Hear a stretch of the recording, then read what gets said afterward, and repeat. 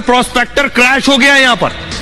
चंद्रमा के दक्षिणी ध्रुव पर अमेरिकी चंद्रयान दुर्घटनाग्रस्त हो गया। लूनर मिशन ने चंद्रमा पर पानी की उपस्थिति का पता लगाया। अगला देखिए, नेतन्याहू इजराइल का भी चंद्रयान क्रैश हो चुका है। इसका नाम था बेयर शीट लैंडर। 11 अप्रैल 2019 को इजरायली लैंडर क्रैश हो गया। लैंडर का कंट्रोल रूम से संपर्क टूट गया था, यानी इजराइल भी फेल हो गया, अमेरिका भी फेल। कुछ वक्त बाद वहां चांद की सतह पर क्रैश हो गया। जापान भी क्रैश हो चुका है, जापान भी नहीं पहुंच सका वहां।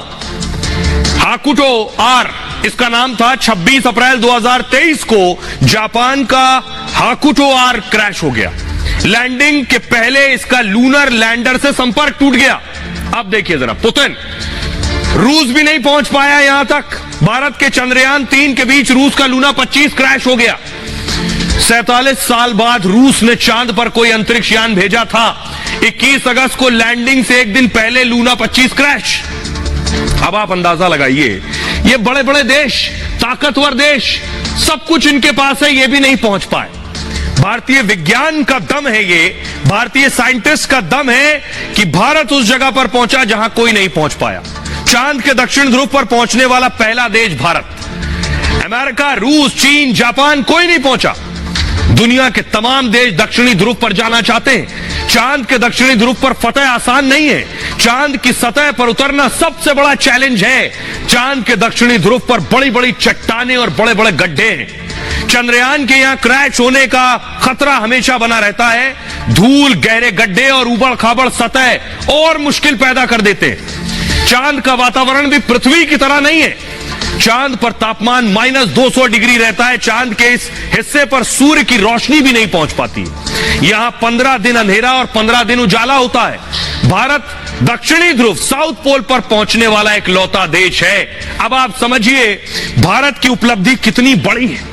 इसीलिए प्रधानमंत्री मोदी भारतीय वैज्ञानिकों के लिए तालियां बजा रहे हैं, भारतीय वैज्ञानिकों की तारीफ में कसीदे पढ़ रहे हैं। प्रधानमंत्री नरेंद्र मोदी ने फोन लगा दिया।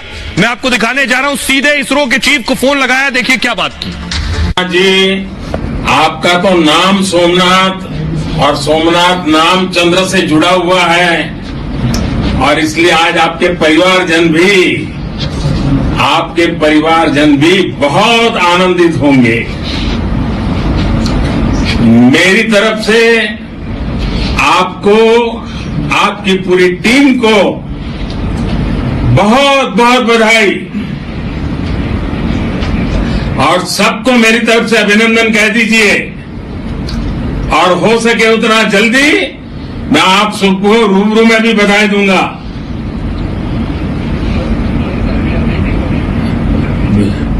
बहुत बहुत शुभकामनाएं और बहुत बहुत बधाई।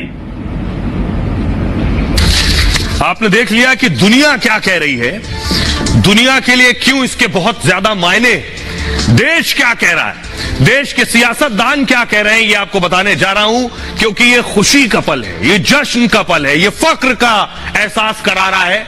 ये मैं आपको दिखा रहा हूं, ये देख रहे हैं। सबसे पहले गृह मंत्री अमित शाह ने लिखा, दुनिया चंद्रयान 3 के अंतरिक्ष में भारत के युग की पटकथा देख रही है। मैं हृदय से आभार व्यक्त करता हूं। राहुल गांधी ने लिखा, 1962 के बाद से भारत का अंतरिक्ष कार्यक्रम नई ऊंचाइयों को छू रहा है और युवा सपने देखने वालों की पीढ़ियों को प्रेरित कर रहा है।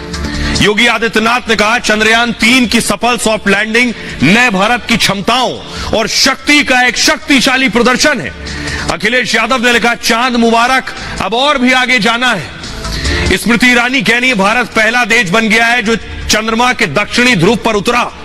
ज्योतिरादित्य सिंधिया ने लिखा, भारत का झंडा अब केवल विश्व में नहीं बल्कि चंद्रमा पर भी लहराएगा। जेपी नड्डा लिख रहे हैं, पीएम मोदी के नेतृत्व में देश सफलता के कीर्तिमान स्थापित कर रहा है। भारत चांद के दक्षिणी ध्रुव पर पहुंचने वाला पहला देश बन गया है। शिवराज सिंह चौहान कह रहे हैं, हमारी इसरो वैज्ञानिकों ने कर दिखाया है। मिशन चंद्रयान को ऐतिहासिक सफलता मिली है। प्रत्येक भारतवासी गर्व से भरा हुआ इस वक्त। CJI chief justice of India justice DY Chandrachud साहब ने लिखा है, भारत चंद्रमा के दक्षिणी ध्रुव पर लैंडिंग करने वाला एकमात्र देश है।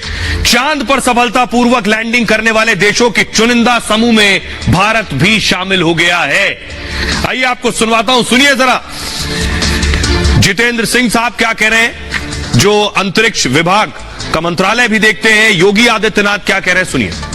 आजादी के अमृतकाल में हमारे देश को अंतरिक्ष के क्षेत्र में एक बहुत बड़ी सफलता मिली है जो हम सब के लिए गौरव का विषय है।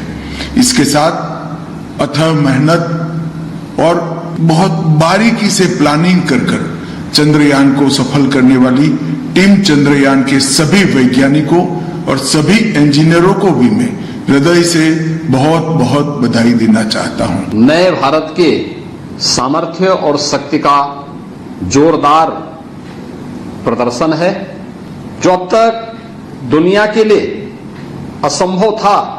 एक विजनरी नेतृत्व में हमारे वैज्ञानिकों ने वह संभव करके दिखाया है।